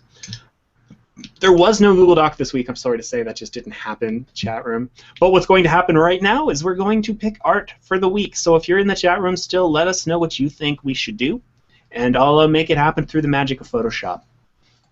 If you own a multi-billion-dollar technology company and would like to sponsor us, yes, please do. Yes. Yes, I will get James to say how wonderful Nintendo is every single week if you sponsor us. I'll only do that if you send me some free stuff. I don't free stuff. I don't want any of their stuff. Put the podcast on the front page of Reddit. I don't know. That would change our community. Why doesn't Samsung just give me an S5? I would totally love Samsung if they did that. Well, at least for like a week, they could. Yeah. That's the problem. Is you're fickle. Isn't that why you're banned from Microsoft? Paint your house call your house the S5 house, and then send them a picture of it, and maybe they'll. I am fickle. That's why Microsoft got rid of me. And then take a picture of your house and put it on Google Maps, and then on their website they can have a big satellite view of your house, and it's the S5 house. I mean, James gave me champagne on the London Eye, and then I was like nice to them for about a week, and then I started bad-mouthing Windows 8, and suddenly it's like I don't get anything for free anymore. What the hell, guys? Come on. How did you bash them? What did you? So Microsoft. Your Twitter feed used to just be you saying nice things about Microsoft. You posted nothing else there. Hang on, I only started Twitter so I could do that, I think. Yeah. So they'd invite you to these PR events, you'd tweet about them, and then whatever. And they gave you some free stuff, and then what did you say about them? And then I think Windows 8 came along, and I was just like, I cannot sacrifice my journalistic integrity and promote Windows 8. And then it's like everything's gone. So wait, you told their PR guy, yeah, Windows 8 sucks. I'm not gonna say anything nice about it. Like, what did you do? Pretty much. We were discussing Windows 8, and I made my views known. And then it's like, right, you're off the list of bloggers we like. That's how Microsoft PR works. We should note. How would Microsoft PR work? Why wouldn't they do that? That just makes sense. Oh, you hate our products? Okay, well, why don't we give you some free stuff so you can write about how much you hate Or you could listen to people who matter and change your damn product, because it's crap. How about counting this as feedback that matters instead of from all these other little bloggers who are just licking your ass? And they have to have celebrities and football players do their commercials for their tablets. I'm always kind of sad when I see that. Are we in the post show yet? We're in the post show. This is post show stuff. We had gender neutral recommended as a title. What else we got? Mine is small. I think we did good cutting things down. That was the original. Well, mine is so small. Oh yeah, that was my original accent. That was my accent. Yeah, that was. I think that was Dave P's title. What was that in relation to? I said, what did I say? Oh, I said I'm. It'll be so weird to be on a real podcast. Mine is so small. Oh, and you said mine is so. Wait, what if we just call it Technophilia, a real podcast? Can we just make the title with quotes real around podcasting with quotes around the real? Yeah. Oh, back in a minute. How many people listen to your show? Me? Yeah. Well, who else? We get numbers. Like maybe 30 downloads an episode, maybe. Oh, okay. We were something. At around those numbers for a long time. I mean, I know like my couple of my friends, like my dad and uncle listen, but I always ask people, like I set a Google Voice number up for the show, like if you have any suggestions, ideas, feedback, like do I suck, whatever, just do that, leave a comment on this. I never get any feedback from anyone that I don't know, you know. We never got a lot of feedback until we started having the chat room. And recording I don't record live though. I guess I could just do a hangout with myself and record it, but I just do record it on Audacity. I'm just saying, we got some reviews early on when we were about the 60 a week phase. But some of those reviews, to be fair, were me. Yeah, we had a voicemail feature up for a while, and we mostly got people leaving messages that made no sense whatsoever. Which was kind of best. Like it would just be someone saying a song in an African language for 3 minutes or something. It was kind of weirdly awesome, and I think I heard a baby crying in the background, and I just what do I do with this? What is this? We'll file that suggestion. Thank you. So in random news, I ordered my first mechanical keyboard yesterday. Oh, nice. Damn it, this is a real podcast. We are not real. Real podcast, fake people. Real fake pod people. People. Pod people. VR chickens. Are you a Mystery Science Theater fan? Ben? No. No? I'm not. I just haven't even. I don't. Okay. Is that a show? I thought that's what you're talking about. There was a Pod People episode. No. Hey, didn't the worst movie ever made? Hoshi tweeted about a virtual Game Boy for the Oculus Rift. Oh, did you see this video? It's awful. I haven't tried it, to be honest. I haven't. There's a video. Okay, I'll just watch the video.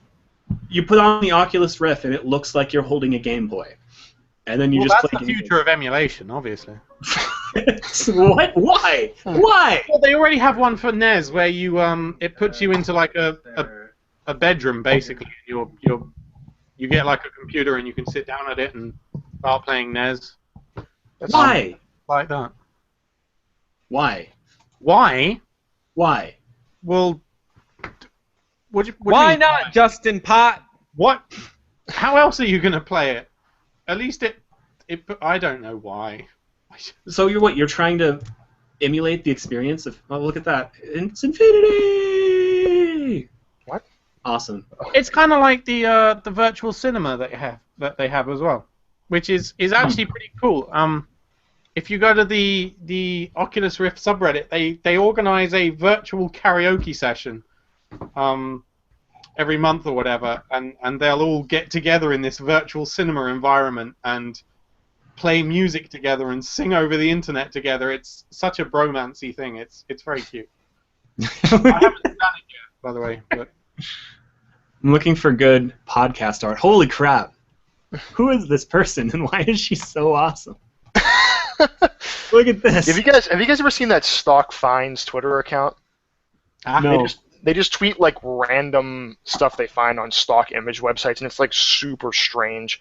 Like there was this one where it was like this lady brushing her teeth, and there were like little men in business suits like coming out of her mouth. They're just like really weird, random crap.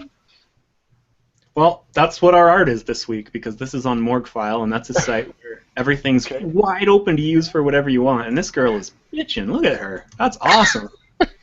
She's the coolest. Look at the There's back. almost like those aren't her hands. Like they're almost like an angle where it's like someone else. Yeah, listen to these. That's awesome. how do you know that's a girl? Is it? Do you think it's not? It looks like a girl to I think me. it could be The lips. guy, It's actually. her eyes. I don't know. Yeah, The her lips and the hair just kind of look like a girl to me. You lived in like an Japan Asian too guy, long. yeah. That's the thing. You lived in Japan too long. Yeah, and I learned that you should never take it at face value. Someone's gender. Be careful. I thought that was Thailand. Thailand has more of a reputation for that, true. No, not just Thailand. Everywhere. Okay. Thailand, that's like, but I always hear like on the Reddits and whatnot, people talking about the lady boys, I believe is the term they use for in Thailand. Is that? James, have you ever been to Thailand? I haven't been to Thailand, no. I But hear they in also have Thailand, really good Thai food? kickboxing. No, Oh. kickboxing. Muay Thai. Sorry. Muay Thai. What was the title again? Was it a real podcast? I thought it was close gender- around real though. What? What is it? Gender neutral. No. You're not going with that? No, okay.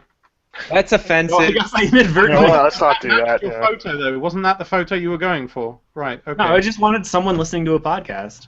Oh, I thought you the actually... photo does look quite gender neutral. I mean, She's pretty clearly female. You just have haircut hang-ups. Watch, this guy's gonna show up in the chat room right now. That's me. Eyes. Yeah, that's me. You got stuck.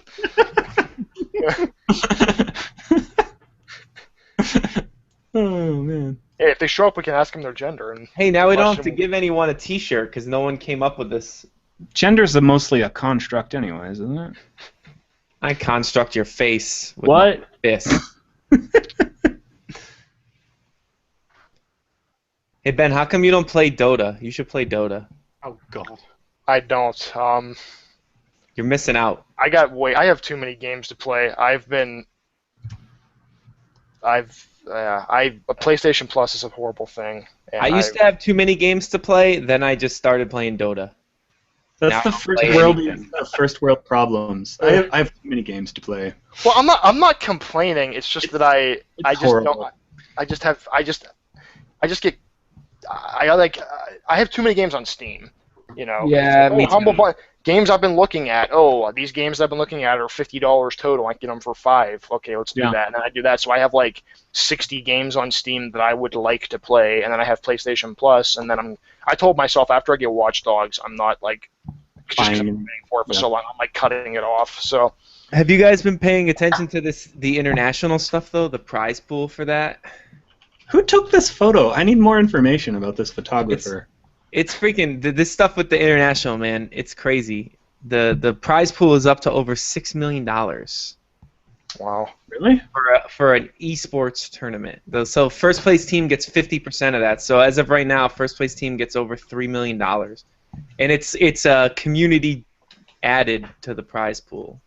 So it started at 1.6 million, and now the community has paid money to make it go up to 6 million. You guys, this photographer has another picture, And it's fantastic, and I'm trying to get it to show up right now. I'm going to download this because I want it. Is it? Look at that. That's Dave playing his video games. He's all angry. What the heck? I'm never angry. This is incredible. Too much Photoshop. What? I'm saving that. Man, that's got to be our art next week. That's just... Scudderman wants to know about my Dota group / team that I was trying to start. Scudderman, I never seen you on Steam playing the Dotas. I see Koshi on there sometimes, but man, Koshi looks like he's super bad at Dota. No offense, Koshi, I love you, but man, I was looking at him. Watching one of his games the other day, and he was getting stomped, and he had like 3 of the same item in his inventory. And the item can be upgraded to an upgraded version of the item, but instead of doing that, he just bought 3 of the same one, and I was just like, I don't know what's happening, Koshi. So you guys need some practice, and then we can work something going here. Or we could play some good games. Lucky. We're playing the best game. We're playing Dota 2. Yeah, like we could play Game Boy emulator on an Oculus Rift, eh, jackass? Although, speaking of Ben, do you like horror games? A little bit, yeah. I've started playing Outlast from PlayStation Plus, and I've tried to play Resident Evil 4, but never finished it. Have you seen this new game called The Forest that's coming at the end of this month? The alpha's coming out. The name sounds familiar, but I don't know if I've heard too much about it. Why? Go to survivetheforest.com. It's like Okay. It's a game you get in like a plane crash, and you end up. It's like a first-person open-world survival horror game. You survive a plane crash, and you're on this island, and then all kinds of like screwed-up shit starts happening. It looks pretty awesome. Oh, I'm just looking at these GIFs or whatever. Yeah, it looks pretty cool. Yeah, The alpha comes out at the end of this month, you said? Yeah, it was supposed to be the 22nd, but now it's the 30th, so it'll be on early access on the 30th. It's like $15 or something. I'm gonna pick that up when it comes out. Sounds pretty sweet. I think I might even do a make use of video / article about its nonsense, and I can turn all the lights down low and make myself look scary. Nice. So we'll have some content about that because that looks content worthy. Yeah, it sounds unique. It's a horror game that doesn't necessarily have to be like. Is it supposed to be horror? Like, are there gonna be like monsters and stuff, or is it just the idea like you're all alone? They haven't really specifically. They did say something about monsters in there. Let me see. There's defend yourself against a clan of genetic mutant enemies that have beliefs, families, and morals, and that appear almost human. And it's one of the fight or hide, so you can choose to either engage the enemies or kind of like Outlast, so you can avoid them. So, but it just looks interesting that it's like horror games usually are very like scripted and linear. So I'm interested to see kind of an open, not so linear horror game. Should be kind of interesting to see. So I'm curious. It looks sweet. Well, I guess we'll find out in a few days or a week and a half. Too much to play. Too many games. I need to like sometimes sit down and force myself to learn how to use I cannot do keyboard and mouse on games. I just cannot. I've used a controller like all my life, and my hand gets cramped up, and maybe I'm using the wrong kind of keyboard or something, but I just can't get used to it. I don't know. I know I would if I just forced myself to, but it takes years of training. Of Technophilia and start my own Justin podcast. That's a clever name too. Yeah, you know what? Sorry, guys. No one would listen, but it's a clever name. Yeah. Everyone would listen to you and James run Technophilia because that's always proven to be just fantastic. Everybody love. Hey, when I run it, it's good. I am going to the desert next week and will not be available for next week's episode of Technophilia. I highly recommend you get Guy McDonald in here. Fuck that shit, bro. Me and James. What do you think? We do a twosome, or what do you want to do? We could probably do with getting Guy in here. You need a Canadian. I feel we need a Canadian perspective, otherwise it's going to go to pot. Yeah. Get it? Get it? Clever. Oh my goodness. Yeah. See if Guy's free, then the fans have that to look forward to. He's way funnier than me. He's got that Nova Scotia charm going. We should do another, like, episode 100 and just bring in, like, a mishmash of random people. That wouldn't be an episode 100. Is your T-shirt Tux using an iPad? It's one of them old make use of T-shirts. That's upsetting to me. Why is Tux using an iPad? I don't know. It's like when when you got hired, they're like, oh, you passed probation, you get a free make use of T-shirt. What? Oh, yeah.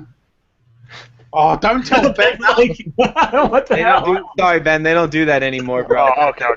But I thought that might have been in the giant email chain that I missed. Yeah, maybe. no, yeah. So they did away with that, but yeah.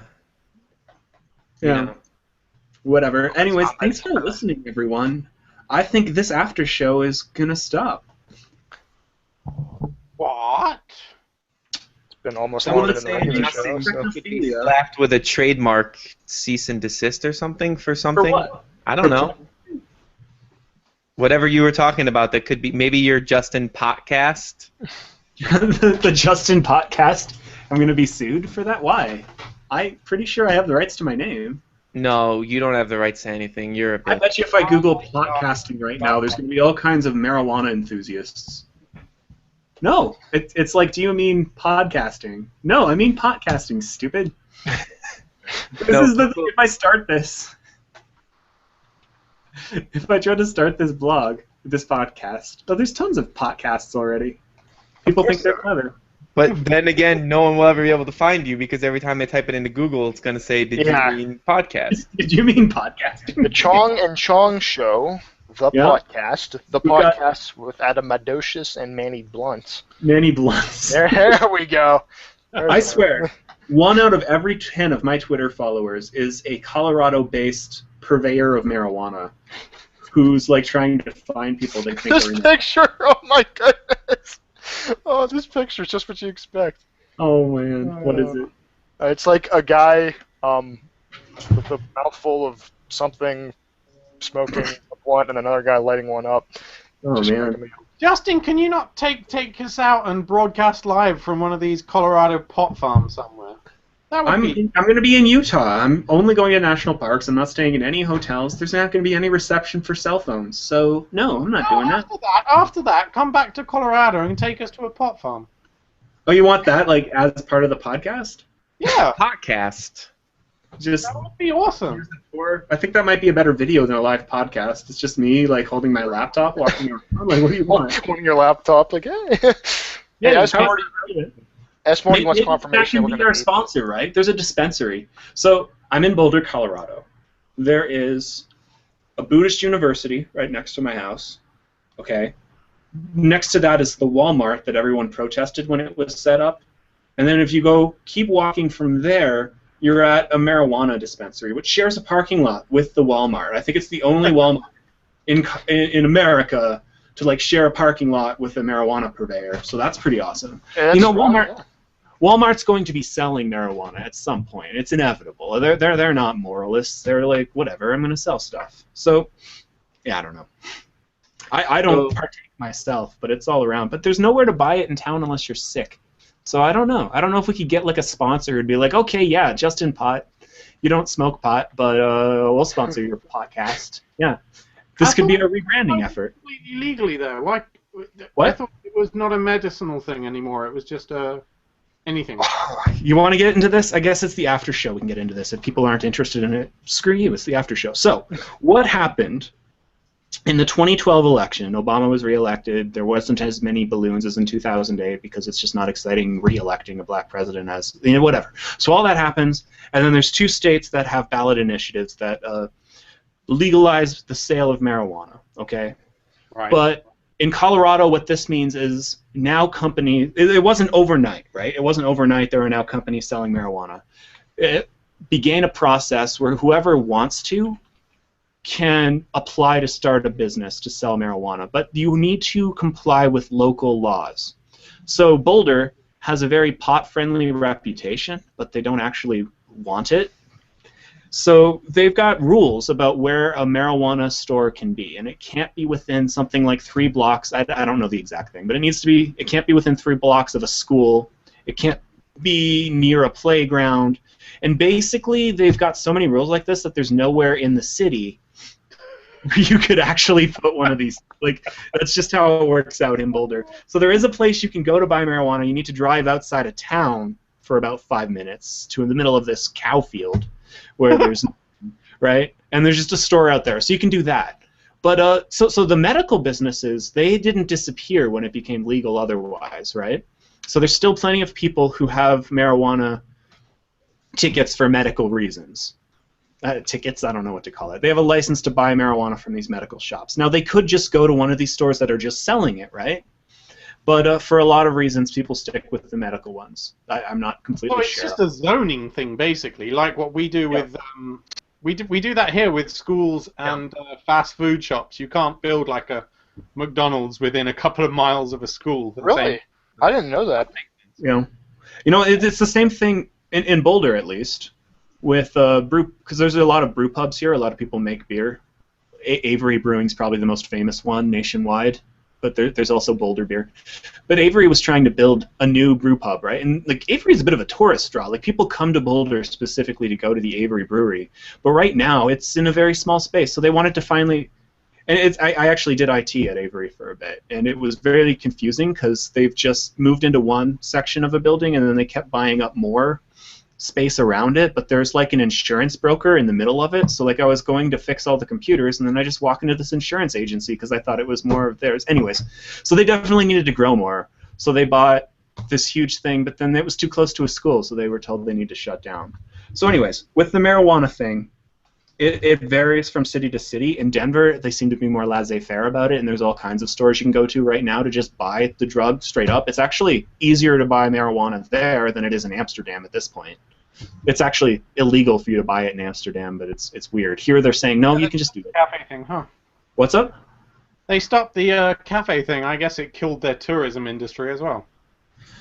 Well, they weren't exactly the best tourists. They weren't exactly paying to take a tour in Frank House or anything. I mean, they were just like rubbish. I don't know.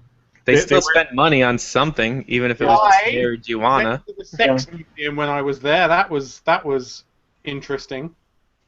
Amsterdam's, I don't know, it's just weird. It's just like a depressing place, the red light district. Maybe it's because I was there during the day, but it was just like, oh wow, everyone here's really sad. I'm really sad now. And then I kept walking. You loved it, don't lie. I don't remember much of Amsterdam, truth be told. What did you do in Amsterdam? Okay. What do you think I did in Amsterdam? What does anyone do in Amsterdam? They smoke copious amounts of pot. Oh, okay. See, I don't know. That's not. It's my name, not my primary hobby. And a lot of people get confused about this, right? Because I live in Boulder, and my name's Justin Pot. And it's just, yeah. I used to work up in Canada at these nurseries, and there was a bunch of potheads I'd work with, and they're like, "Oh, dude, your name's Pot. Do you smoke lots of pot?" And I'm like, "No. Oh man, if my name was Pot, I'd smoke pot all the time." And I'm like, "You really do already." Like, you already do, you loser. Yeah. Like, no judgments. If that's what you want to do, that's what you can do. I don't really care, you know. It's just not my favorite thing to do in the world. I don't think it should be illegal because I think police spend an outrageous amount of money enforcing something that doesn't hurt anyone, you know. But that's just my libertarian streak. It removes a lot of the problems, but I didn't really find that Amsterdam felt that much safer. That could have just been because I was high and thinking everyone was out to get me, but it didn't. Yeah, maybe. Amsterdam being that safer, it didn't feel like that to me. No, it's safe to do stuff like that in your own house with people you trust, not out in public. That's stupid. Don't do it there. What are you doing? Yeah. So, anyways, I don't have a lot of opinions on marijuana usage, but it is a bit of like, it's not like. So last year, or I guess the year 2013 was what they call the year of the magical ounce, where it was legal for you to own up to an ounce of marijuana, I think, but there was no legal place to buy it, right? But if you had it, that was legal, right? So there is no way you could have bought that legally, but if the cops find out that you have it, they can't prove that you bought it. Maybe your grandma gave it to you for Christmas or something. Like it was weird, right? But it's this transition. And there's this whole other thing where none of the banks are legally allowed to work with these companies that are selling marijuana, even though it's legal, okay? So... It's weird. you've got this business, and you basically have to deal completely in cash or build a shell corporation and just somehow hope the banks don't find out where you're getting the money. Some banks have set up ATM machines like in their lobby so people with credit cards can like get money first and then buy it, but then the banks catch on that that's what the ATM's being used for and they shut it down. So it's a mess because it's still illegal federally. It's just the state saying it's okay. And yeah. I think my dinner's ready. What's up, baby? Already. Okay. Speak, you know. All right, we should shut this podcast off. Oh my god. Unbelievable. Are we gonna shut the podcast off? I think we probably should. That's far I think too we're much. done. And I hope I didn't make you uncomfortable with all that weed talk. I just don't have much to. No, I'm not uncomfortable. I just don't have much to say. So. I find it interesting from an economic point. Like I'm really into economics. I find economics fascinating. And I like economics too. I don't know a whole lot about it. This idea that you need to run a business but you can't legally work with a bank is just fascinating to me, and all the workarounds that are involved there. That's the interesting part. I don't care much about the weed itself, except. You listened to the Freakonomics one on Bitcoin? That was pretty good. Yeah, that was pretty good. I thought. Yeah, Freakonomics is a pretty good podcast. I'd recommend it. It is genuinely always good for me. I do enjoy that. Oh, really? That's one I'm kind of like, eh. In terms of like podcasts about economics, I would go with NPR's Planet Money almost every time over Freakonomics. It's just consistently better radio, I think. NPR's Planet Money is fantastic. They explain really weird stuff in a way I don't think anyone else quite does. I go subscribe. What's up? But Freakonomics is pretty good. NPR, what? What was it? NPR's Planet Money. Planet Money. They became famous for explaining the fiscal crisis in a non-political matter better than anyone else did. The episode's called Giant Pool of Money, and I would recommend listening to that first. And they just explained how like there's all these investors who desperately want to invest stuff, and there's just not enough stuff to invest in, so that led to this whole fiscal crisis. Fascinating stuff. I'd check that out. But the whole podcast in general is just great. Yep, Planet Money. Anyways, guys, I think we can wrap up. Thanks for hanging around that long, Ben. Oh, absolutely. Yeah, I figured sometimes we should have like a Nintendo retrospective episode, and we'll get you on for that. Sounds good. I mean, anytime you want to have me, I'd love to be on. This was fun. Okay. So thanks. It was fun. Yeah. Obviously, I was probably too quiet on things I didn't know much about or didn't have much of an opinion on, but that's fine. That's fine. It's all in the balance. It's all in the balance, man. Yeah, I don't want to like blow a bunch of hot air, but I don't want to be like not saying anything the entire time. Maybe you're not ready for this podcast then. Yeah, we are masters of hot air blowing. I wanted to make sure I wasn't out of place or whatever. But yeah, it was fun. So it was fun. We liked having you. It was a good time. Good. See you later, maybe. Take care. Have fun with the podcast next week, guys. Yeah, I'm turning this off. Goodbye. All right.